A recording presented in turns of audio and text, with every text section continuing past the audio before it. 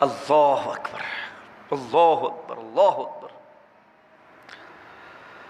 تو فرمایا کہ ایمان والو وَاذْكُرُوا اللَّهَ كَثِيرًا، اللہ تعالیٰ کو کثرت سے یاد کرو تاکہ تم کامیاب ہو جاؤ، تاکہ تم کامیاب ہو جاؤ ہیں۔ وَاذْكُرُوا اللَّهَ كَثِيرًا لَعَلَّكُمْ تُفْلِحُونَ وَأَطِیعُوا اللَّهَ وَرَسُولَهُ، دیکھو اللہ اور اس کے رسول کی اطاعت کرو، وَلَا تَنَازَعُوا، اور آپس کے اندر جھگڑے مت ہو کرو، بزدل مت بن جاؤ، فَتَفْشَلُوا وَتَذْهَبَ رِيحُكُمْ، تمہاری ہوائیں اکھیڑ دی جائیں گی۔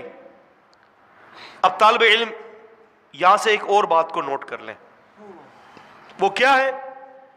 فضائل اعمال کے اندر اور دیگر کتابوں کے اندر ایک روایت لکھی گئی ہے، اختلاف امہ الرحمہ، اختلاف امتی رحمہ، میری امت کا اختلاف رحمت ہے۔